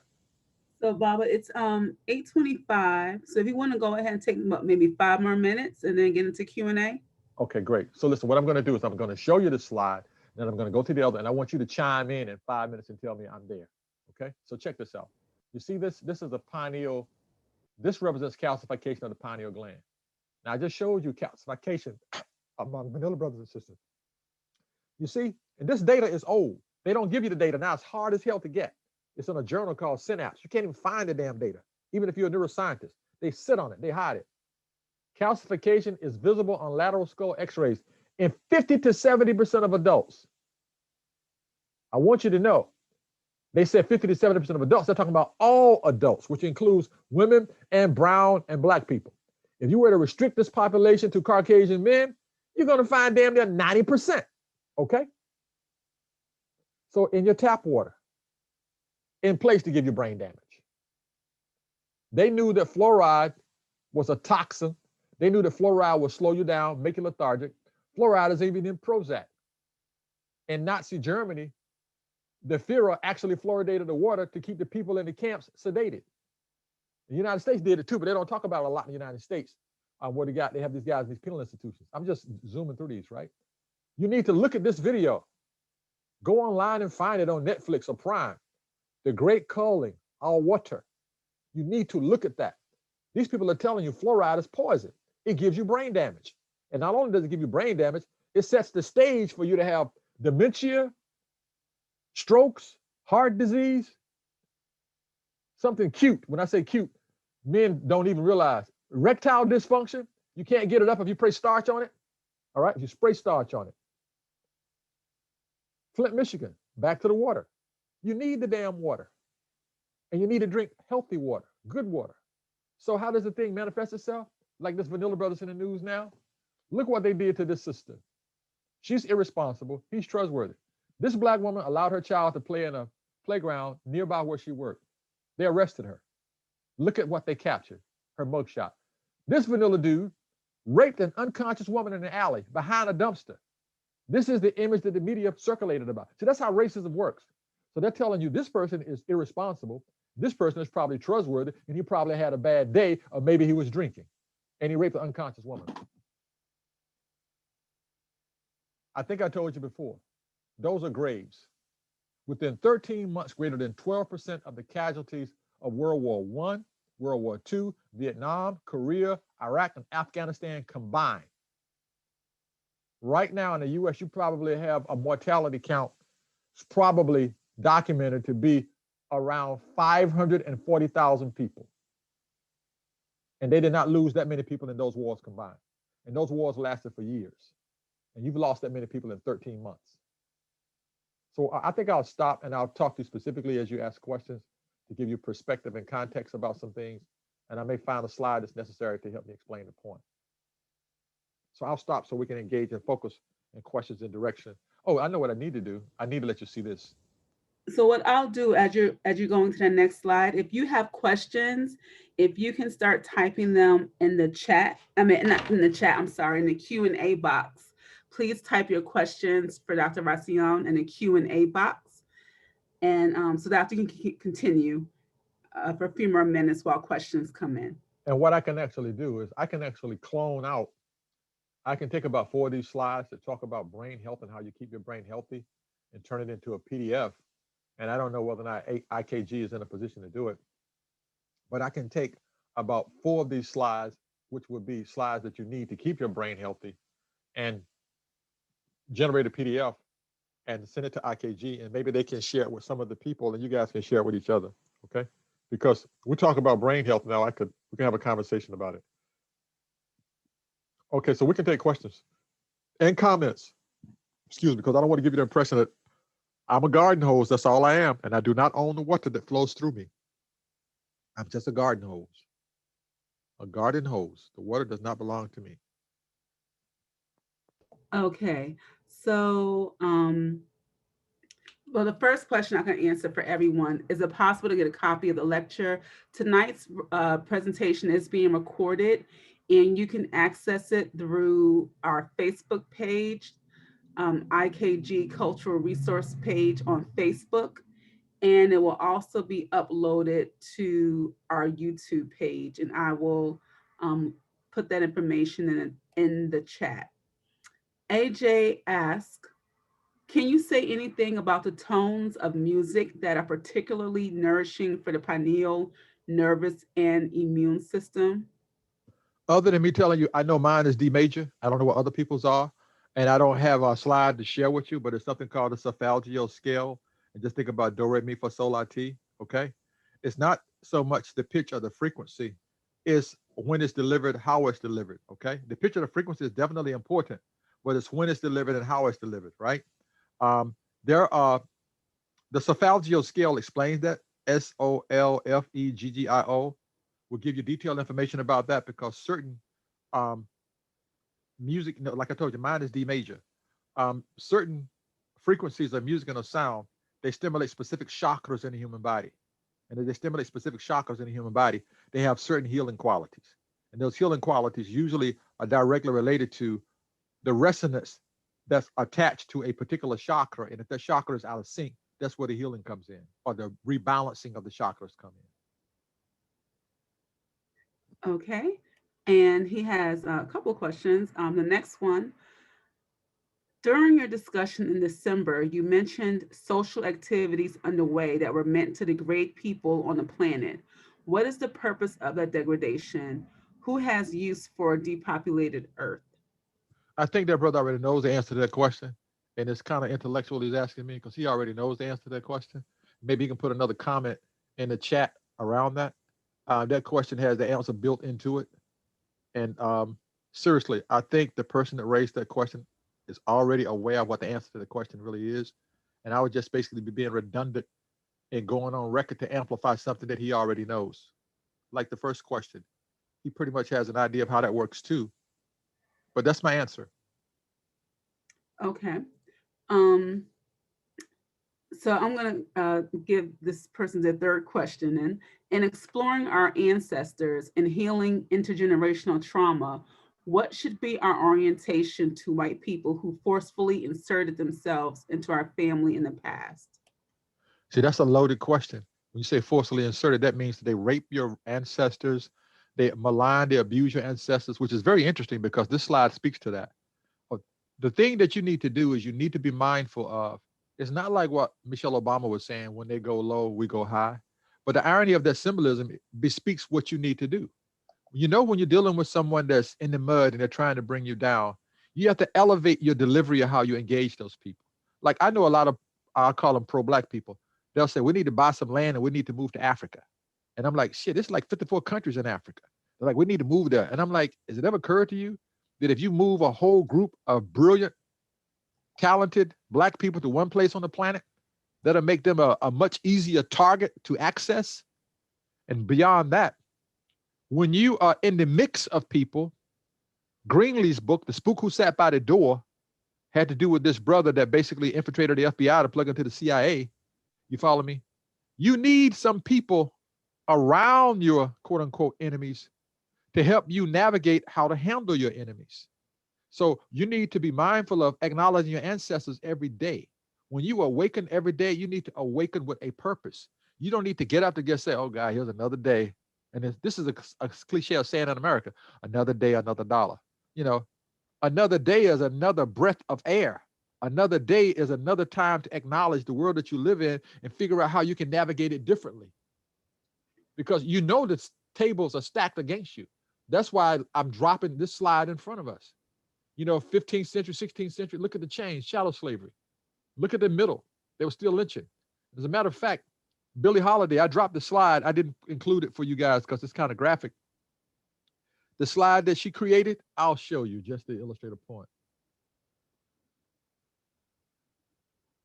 I don't think I got, oops, I took it out. I took it out deliberately because it's a pretty graphic slide. All right. No, here it is. See this? If you want to look at Billie Holiday's story, you will see Billie Holiday was attacked by the FBI across the board, literally, because she wanted to sing the song Strange Fruit. because the song was educating people. Sam Cooke was actually murdered out in Cali because he was trying to set up a relationship between professional Black athletes, professional Black entertainers, and Sam Cooke had to be about 32 years of age. Billie Holiday was somewhere between 42 and 44. And you know what they did to Kaepernick? Just because he kneeled, the NFL basically ostracized him from being able to play pro ball again. So I want you to know that the way you stay in line with your ancestors is remember what old people used to say in the South, do me proud. When you get an education, take the education to grab one of your siblings by the hand. Don't take the education and say, well, I'm Dr. Niyana Rasayon. I'm a behavioral neuroscientist. I graduated from Howard University. I got honors and so forth and so on, all these scholars. That don't mean jack diddly. The degrees of knowledge that are really important are like the degrees on a thermometer, because the knowledge doesn't mean diddly if you do not have the wisdom to engage that knowledge to embrace your people. So don't worry about things that vanilla people did in the past. Just be acutely aware of what you need to do moving forward. Hence Sankofa. Look back, but be focused on what's ahead of you. Don't drop your children in the process as you're looking back. Don't drop your destiny while you're looking back. Focus on what you can do to empower yourself for another day to come. All right. So for questions that are coming in that I'm going to be asking questions that are pretty much for the good of the entire group. That's more general. And I will try to tie a few questions together. So someone is asking about any books related to this presentation. And then I know there's a slide that you had with some books. If you could share that slide, that might.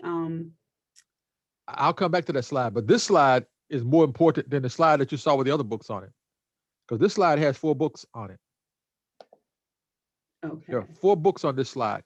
And the ones that are critically important, well, actually, they're all important. But when you see medical apartheid, but the one to the left, a terrible thing to waste, environmental racism, I would invite people to take their cell phone and take a picture, because these particular texts or books empower and inform. The others also inform and they empower, but they give you historical insights and perspectives about things that were stolen. These particular books, particularly A Terrible Thing to Waste, Environmental Racism, it tells you what's going on, how they're doing it. And to the right, this particular book tells you about what's happening right now on the horizon in the future of how people are basically trying to commandeer or take your genetic material. So these particular books, they speak to all of that. And there's another one called Diamonds. The sister's name escapes me now. I would have to look it up for you. She's an MD and she's a doctor. And part of the book has diamonds in the title. Maybe somebody could Google it and find it, and I can confirm that that's the particular book. All right. This sister's an MD. She's brilliant. And I'm not sure why I'm drawing blanks now. Okay, but are there any more comments or questions? Or comments in particular? Go ahead. Yes, there are. There's a question about your research on the COVID vaccines. Do you want to say that for later? First of all, I'll say this in general, and it may not be necessary for later. Okay. To talk about the vaccines, let's see.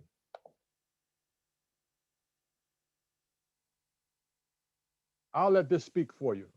This is the first response. 2020, this represented the first quarter of the year, all right, probably up until June or whatever, July, right? CDC life expectancy figures from the first half of 2020. Overall, Americans, 77.8 years. And they lost basically a year. Males, they lost like 3 years, okay? Females actually probably, quote unquote, their life expectancy pretty much, they lost a year, but they stayed in place. But check this out. CDC life expectancy report. Look at the Latinos, the Blacks, and the Caucasians. You see the difference there?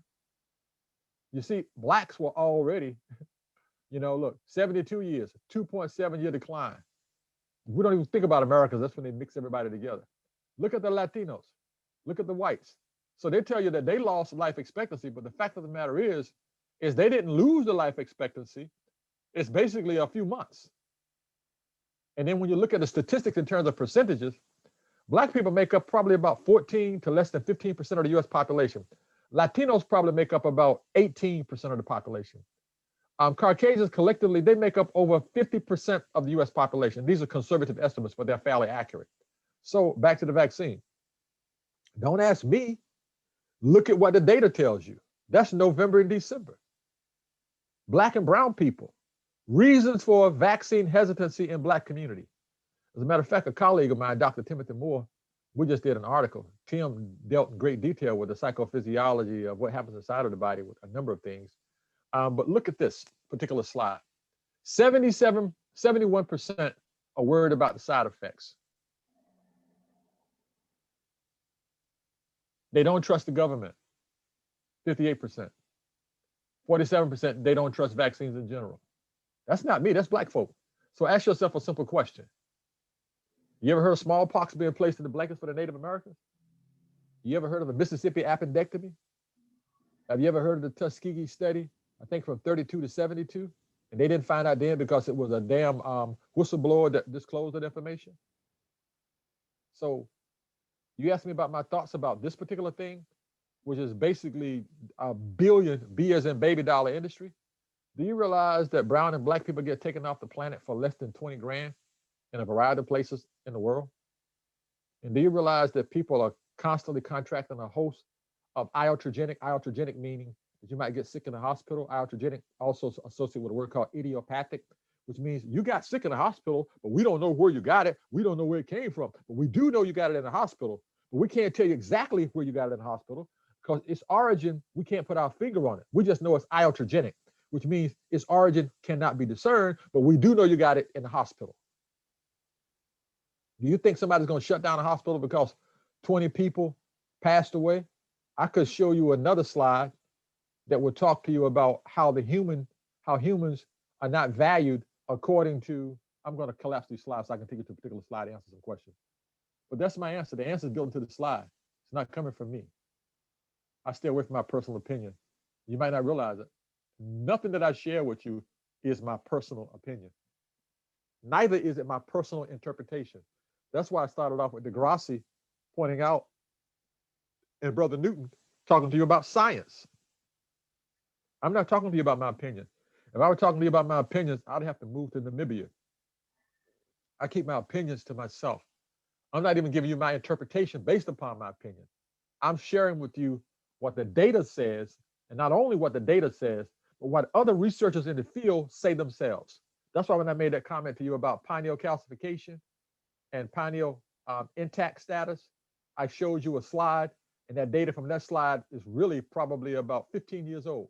I also pointed out to you what happens when they cluster all the data together. When they cluster all the data together, that's just like if you didn't come up with the median income of Blacks in America, you could come up with the median income of Blacks in America to be probably about $40,000 plus than they make, because you have specific Black athletes that are millionaires, super millionaires, okay? Okay, so the next comment or question? Yes, so I'm going to combine several questions related to the brain. Can you heal the brain once there has been brain damage from PTSD? And in your answer to that question, can you also talk about repairing the brain from racism and, yes, repairing the brain from racism? Oh, no doubt. Yes, you can. I'm trying to find a slide that might speak to that.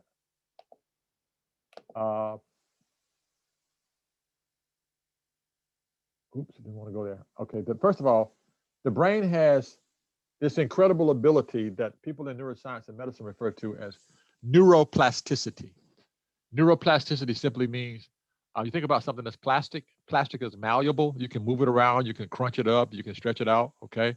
But I prefer to use a term like taffy, okay? Think of it as being like taffy. You know, you pull taffy, you keep it warm, it'll continue to stretch, right? And so that neuroplasticity means the brain has the ability to reroute, repair, and regrow new neuronal pathways.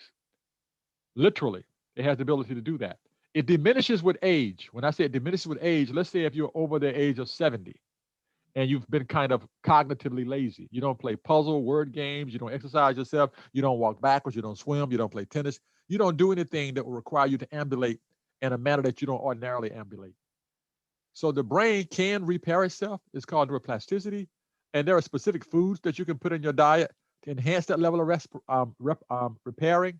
For example, even though they say mixed nuts, I will pull out of this thing pistachios, almonds, and walnuts, okay? And eggs in some moderation because of the albumin eggs and something that actually gives rise to what your brain needs, something called acetylcholine and lipids in your brain, fat, and flax seeds, blueberries, avocados. Chocolate is damn good for the brain, okay? And coffee in moderation, and the omega-6, 3, 9 fats that you find in salmon or fish is really good for the brain. Now, making sure you get an ample amount of sleep. And I told you earlier, you got to hydrate and you must move around. You must move around. You got to hydrate. I don't care what you study in dance, music, or the martial arts. The first thing they teach you is how to breathe. They teach you how to breathe. You must learn how to oxygenate your body properly. And that means deep breathing. Remember when I told you human was a carbon-based photobioelectromagnetic transducer, aerobic type bipedal life form. You walk upright. And because you walk upright, you need to lean over every now and then and deep breathe so you can provide better oxygenated blood to your brain.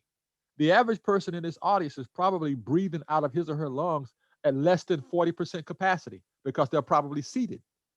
You breathe more when you engage in aerobic exercise because you increase your cardiovascular rate. So you need to move around. And when you work, don't worry about what vanilla people have done. Don't worry about it.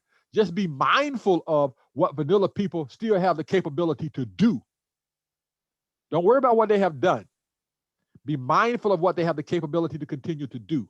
And in doing so, you will better navigate your life. So you need to eat right. This is my basic axiom about eating right. White sugar, white flour, white salt, white milk, that crap will kill you. Take it out of your diet. All right? Use things that still have the life force inside of them, that are organic. And when possible, try to stay away from gluten. So that's what you can do to keep your brain young and youthful. I play a lot of chess, usually with my computer or my devices and my phones. And actually, sometimes I get frustrated because I set the thing up so high that I only win about 8 to 10% of the time. But if I made it easy, then it would just simply be like, I usually set it at 1800, knowing it's going to kick my butt because my rating is probably about 16.5 or something like that, playing chess. You have to keep your brain stimulated. The other thing that you need to do is if you know you're around people that are toxic, people that are always arguing, the glass is always half empty, it's never half full, you need to cut back on interacting with those people. You need to minimize your dialogue with those people. And I would suggest that all of you get yourself a I'm trying to remember the name of it because they're in all of the thing that screens the water in my shower, the filter. You need to put a filter in your shower. Because you take a long bath, that damn chlorine in that stuff, the cadmium and the other.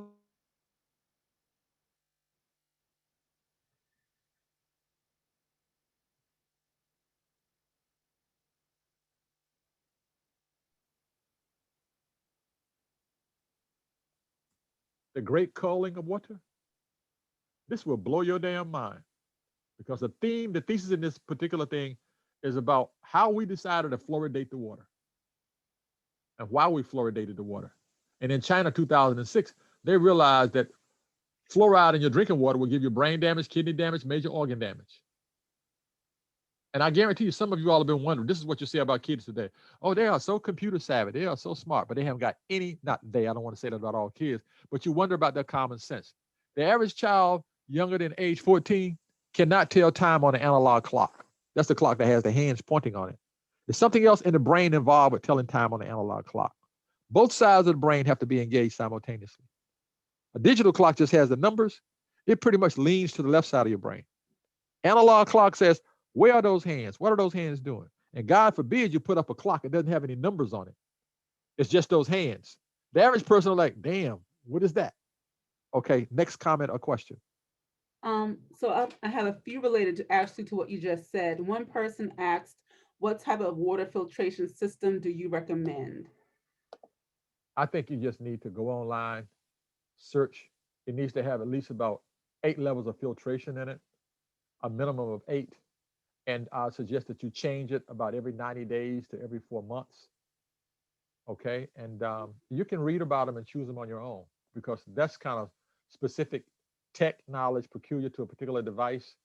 And the ones that I have, they have 21 levels of filtration in it. Okay. And Okay. I use them religiously. As a matter of fact, um, I was in my daughter's flat and I took a shower in her bathroom. I was like, damn, your water's awfully hard. She lives in DC, right? But the point I'm making is I hadn't put a filter on her shower head. You follow me? And my point is I could tell the difference. All right. Because if you take a bath in certain places in the south and the north and whatever major city you're in, it's almost like your skin itches once you get out of the water. You follow me? And that water is pretty much toxic. And see, I'm telling you that because people would drink water, but they don't realize the crap that's in the water. You follow me? When they take a shower. And this thing in Flint still going on. They haven't resolved it yet. Okay, Okay. and related to that, what we take into our bodies, someone asked, Sapphire asked, do you recommend vitamin D3 with K2? And if so, how much? And then someone else also asked, what kind of food would you say is good for the brain? Okay, we're going to go to a slide for that. First of all, vitamin D with the K3 in it, it's a good combination because that maximizes absorption. And you kind of need both, all right? All black people need to take some damn vitamin D on a regular basis, all right? The kind that I take comes from something called lichen because I'm really nitpicky because I'm vegan, right? Even though I must admit this young lady that I talked to tried to get me to eat an omelet and I actually tasted it. But I'm vegan. I've been vegan for like 40 years. I've been vegetarian like almost virtually literally all my life, okay? Um, so that particular vitamin combination is a good combination. But um, black and brown people, you need to put a little turmeric in your diet every now and then um, for the anti-inflammatory properties. You need to always take vitamin C. You need to take an ester vitamin C, okay, or a vitamin C that's called ascorbate. Don't take regular vitamin C that's called ascorbic acid, all right? You take an ester vitamin C. You definitely need to take vitamin D. In particular, now there's probably so many people that wound up with vitamin D deficiencies because they've been in their homes. And the average person doesn't have a full spectrum light bulb in his or her home where they spend a lot of time. You literally need the sunlight to live. That's something that Dr. Moore and I were talking about when we were talking about the virus in certain parts of Africa and the virus in South Africa and the virus in the United States. So vitamin D is absolutely essential. And because we are dark-skinned people, we need to reinforce that vitamin D load in our body. And so vitamin D combined with K is absolutely fine. Okay, great. Um, Gina asked, what are signs brain person? Your How audio does just this broke up. reflect as Forgive me, your audio broke above? up. Your What audio is do we breaking up. see in the planet now? Uh, Okay. Forgive me, your audio broke up. I Oh, couldn't. all right. Hopefully it's better. Can you hear me now? Yes, ma'am. Okay, Gina asked, what are signs of a healthy pineal brain person? How does this reflect as above, so below? And what do we see in the planets now? Well, that's a loaded question. First of all, to isolate and talk about a healthy pineal gland by itself is a little challenging, but I'll share with you some things that you can definitely associate with anyone that would have what you would call a healthy pineal gland. The first thing you're going to observe is consistency. Consistency literally means, I'm not talking about negative things, they're going to be consistent to who they are. If they're nice, they're going to always be nice. That doesn't mean that if they're bad, they're going to always be bad. Because if they're bad, depending upon how you find bad, that literally translates as they already have some degree of brain damage. Okay, so people that are authentic and genuine, nurturing and caring, and have what Europeans have finally decided to call emotional intelligence, which means they're in touch with who they are. They always present themselves like they know who they are, and they recognize who you are as connected to them, and they also recognize the fact that, for example, a person with a very healthy pineal gland could see a homeless person and they may say, I'm going to give this person some money. I'm going to give this to a person. But they will also say, I'm only going to crack my window a little bit. I'm going to give it to them. And I really don't want to have a conversation with them. I just want to give this to them and wish them a nice day. Okay. Now, somebody thinking that they are conscious may get out the car, want to talk to them, be all nurturing. No, they in the twilight zone. So the healthy pineal gland is going to translate into you basically becoming your brother and your sister's keeper. It also means you're not going to spend a lot of energy trying to figure out what's wrong with vanilla people. Because vanilla people collectively, and I could get in a lot of trouble for saying this, but I say vanilla people collectively, particularly Caucasian men over the age of 35, shit, a lot of them, substantial amount, I would speculate that greater than 70% probably have damn brain damage. As a matter of fact, now I would have to go into detail to tell you about something called the Kluver-Bucy syndrome, which has to do with sexual obsessions and putting things in your mouth and pedophilia. but they usually associate that with animals. But the bottom line is this: healthy pineal gland, meaning you're dealing with a person that's basically always nice, always kind, always nurturing. It doesn't mean they won't go off on you if you start tripping, but they'll give you context in terms of why they're going off on you if you start tripping. That's how you tell. And the way to keep it healthy: exercise, move around on a regular basis, drink good water, all right? Load your body up with antioxidants on a regular basis. Put foods in your body that feed the glial cells in your brain. You know, like if let's say if you ate sardines, sardines are good for you, even though I don't eat them. They're good for you. Feed your brain. And check this out: one of the best ways on the planet to keep your brain healthy and to keep your body healthy is to always listen to your intuitions, not your intellect, your intuitions. Your intuitions will tell you things that you don't even know you're being told until you pause just long enough to process the origin of that communication. Listen to your intuitions. All right. How can you, Leroy asks, how can you visualize healing energy to surround your body and heal yourself? What can we do to learn true visualization to heal our bodies? Oh, so the king asked that question, huh? Brother Leroy asked the question, the king. That's deep. Leroy asked the question. The king is asking the question. First of all, remember we talked about psychoneuroimmunology a little while ago, and we talked about visualization and what you do with your brain. Let's see, where can we go? Um,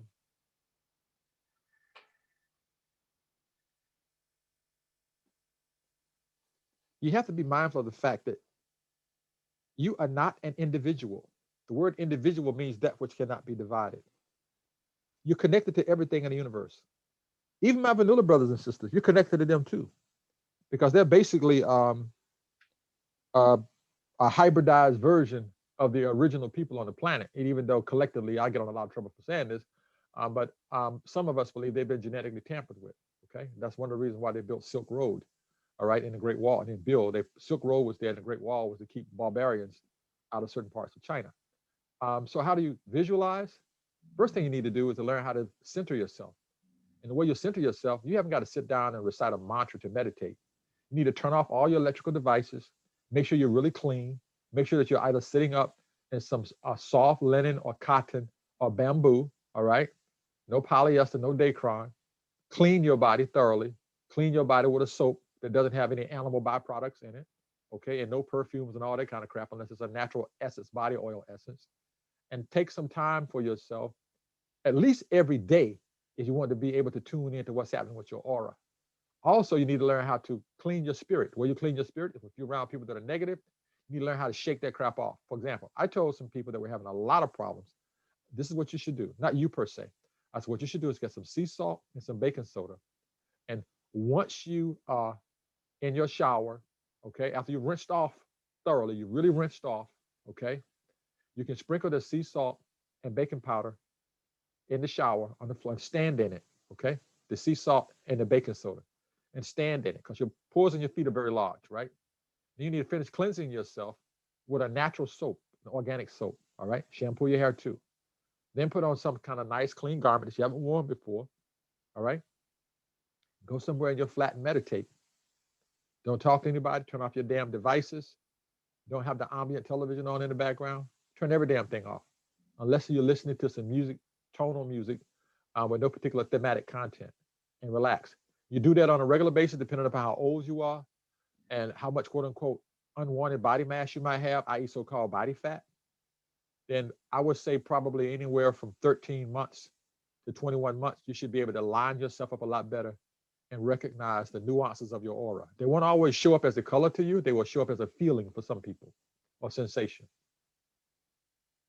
Okay, we have, it is 9 o'clock, and we have about, I think these questions could be answered pretty quickly. Um, can you please repeat the name of the scale of the musical tones? So Solfeggio, I think. Okay, while I'm talking to you, I'm going to make sure I have the spelling correct. It's called the Solfeggio scale. I'm going to cough it up in the next 35 seconds for you, okay? So people know exactly what it is. Solfeggio scale. Okay, this phone is like, I'll spell it out. Cephalgio scale. See, this thing is giving me brain stuff because my phone. Let me fix it. I Okay, have. I could you type it in. found it? I have it. I could type it in the chat. Okay, tell me the spelling of it. SOLFEGE.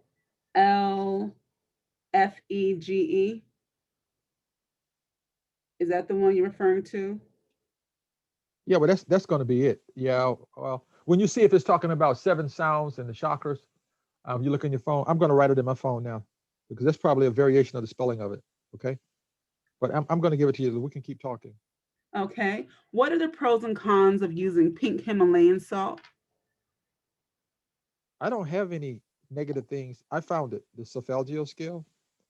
Um, I'm going to come back to Himalayan salt in a second, like the way I spelled it. SOLFEGGIO. SOLFEGGIO. SOLFEGGIO. That's the Cephalgio scale. Okay. If you go online and look at it, it'll give you the information about the chakras, what there's associated colors, and the whole 9 yards, and you have that available to you. Now, I don't have anything negative to say about Himalayan salt, with the exception of too much of anything that transcends moderation is not good for you. All right.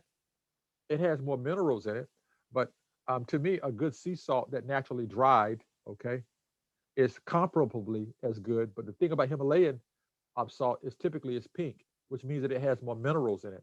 And if it has more minerals in it, that would suggest that pink color would imply that some of those minerals in it might be more in line with something closer to something that would be um, beneficial for your entire body. So again, I don't have anything negative to say about Himalayan salt, except too much of anything in moderation. I mean, too much of anything beyond moderation is not good for you.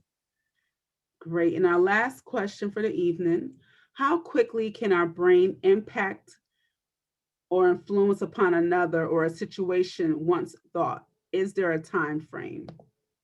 Depends upon two things. The key word is resonance. Resonance. For example, I guarantee you at least 80% of your listening audience on this platform have either seen a child or a person, and when they had proximity to that child or that person, they could empathically feel a sense what that person was going through. They don't even literally have to look at them. You can be proximal to that person. You just get this vibe, okay? You see, thought travels faster than light. There's something called tachyons. And tachyons, they dance around in between the speed of light and they transcend the speed of light. And when things are moving at the speed of light, they're instantaneous, okay? And when things happen instantly, concrete example, I'll use the Titanic because most people are familiar with it. There were a number of people that lost loved ones when the Titanic sank, and they lied to you about what the hell happened to it. Well, it did hit the iceberg, but some other crap was going on to make it sink. But the bottom line is this: um, Black people call it vibes. And we even use another term to say, are you feeling me? So thought is instantaneous. You can even be in an environment around people that are not even looking at you, and you can tell that you're not welcome there. You can pick it up in the ambience. That's how tuned your heart chakra is. That's how tuned your chakras are in your body in general. You feel me? And I think I'm missing a component of the question. So repeat it so I can make sure I don't leave anything out. One moment.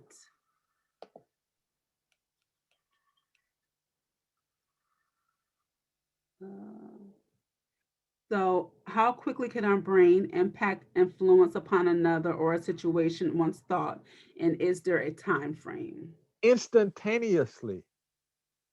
As a matter of fact, that's where the word placebo, well, like when they say, you take this is going to create a change in your body. You ever been around people? When brothers in the old days used to have what they call a serious rap. You know, a serious rap meant the brother had a silver tongue. He could speak eloquently to ladies, and we used to call it macking in Detroit, right? And everybody liked him, right? They admired him, they respected him because every word came out of his mouth was kind and compassionate and nurturing. And words have power. This crap that Europeans tell you like sticks and stones may break my bones, but words will never harm me. That is the epitome of bullshit. People can say stuff to you and it will hurt you so badly that you will not regroup for years. So words have power. And so when you think something, thoughts also have power. Okay? And they have buku power. And when I say buku, we aren't even able to measure how much power thoughts have.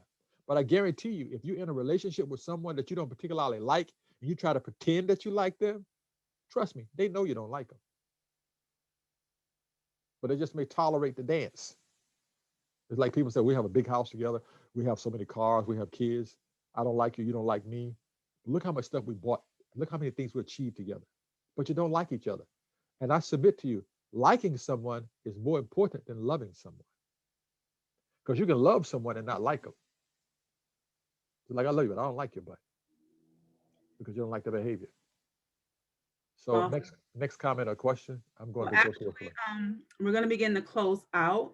So I'm going to ask if you can stop sharing your screen and I'll begin to share the closing slide. Right now, I'm going to put into the chat a link. If you would like to get more information from Dr. Rasayon, and if you would like to share your email with him for any of his future events, I'm placing a Google form in the chat. Feel free to click on that link to be added to his listserv. And if you would like to continue to get information from IKG, we ask that you do go and join the IKG listserv, and that is on at ikgculturalresourcecenter.com. And let's see here.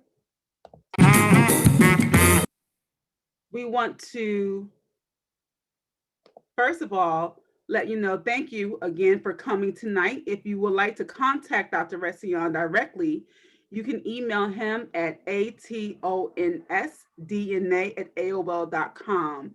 That is atonsdna@aol.com. Our next Wisdom Wednesday is going to be April 21st, featuring Baba Waketsa Mazimoyo of the Ngolo movement.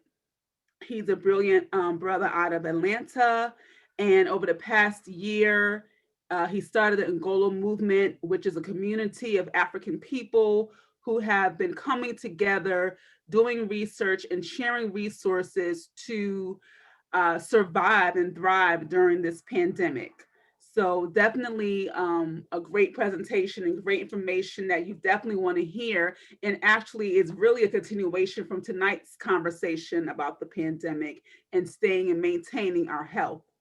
Again, to join IKG's listserv, please go to ikgculturalresourcecenter.com and click on contact. And we thank you for coming out. We are so thankful that you were able to join us. And if you would like to donate to IKG, let me just put that information up for everyone to see. Is it okay if I mention the name of the book? Yes. Okay, someone put in the chat, and that is the book. I just want to tell you, the book is titled AIDS, Opium, Diamonds, and Empire by Nancy Turner Banks. The book is entitled AIDS, Opium, Diamonds, and Empire by Dr. Nancy Turner Banks. It's a phenomenal book. It's very comprehensive. AIDS, Opium, Diamonds, and Empire by Nancy Turner Banks. Thank you for putting that in the chat. All right. And so thank you all again for joining us this evening. And we look forward to seeing you next month. Be blessed. My pleasure.